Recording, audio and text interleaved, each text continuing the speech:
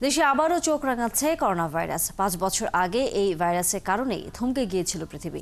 কেড়ে নিয়েছে লাখো প্রাণ, আক্রান্ত হয়েছে কোটি কোটি মানুষ। শাটডাউন আর ঘরবন্দি থাকতে হয়েছে দিনের পর দিন। কঠিন এবং মর্মান্তিক এক সময় সাক্ষী হয়েছে পৃথিবীর মানুষ। বৈশ্বিক সেই মহামারীর কথা মনে করিয়ে দিচ্ছেন শারমিন স্বপ্না।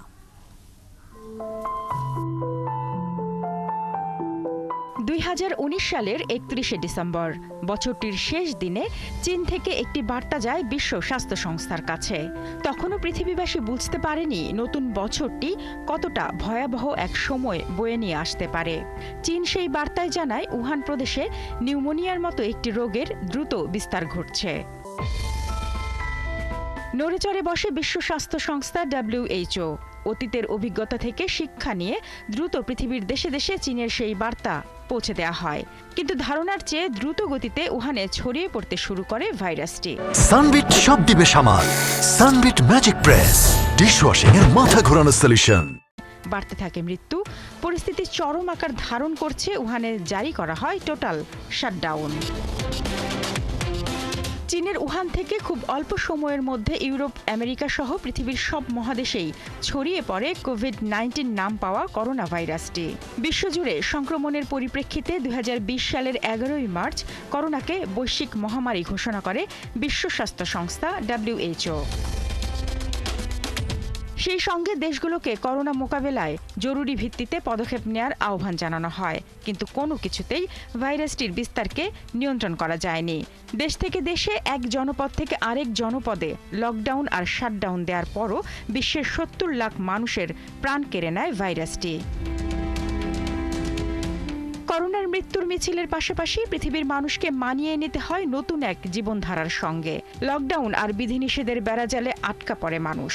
ঘরবন্দি জীবনের সঙ্গে অভ্যস্ত হতে হয় কোটি কোটি মানুষকে।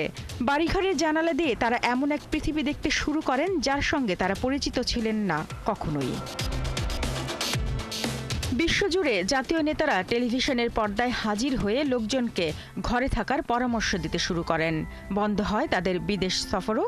সশরীরে নয়, বৈঠকের আয়োজন হয় ভার্চুয়ালি। চালু হয় বাসা থেকে অফিস করার প্রথা।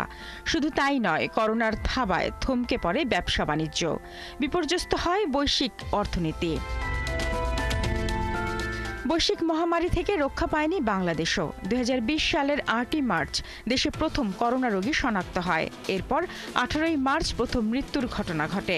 2021 সালের 5 ও 10ই আগস্ট দেশে একদিনে সর্বোচ্চ 264 জনের মৃত্যুর ঘটনা ঘটে, যা ছিল দেশের করোনা ইতিহাসের সবচেয়ে ভয়াবহ দিনগুলোর একটি।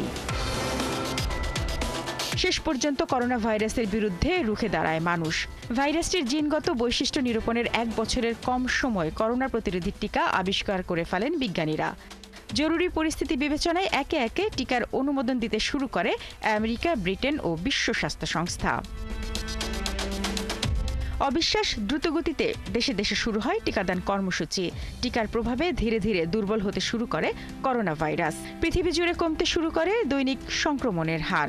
বিশ্বকে ওলটপালট করা বৈশ্বিক মহামারীটির যখন সমাপ্তির ঘোষণা বাকি, ঠিক তখনই আবারও চোখ রাঙাচ্ছে কোভিড-19 ভাইরাস।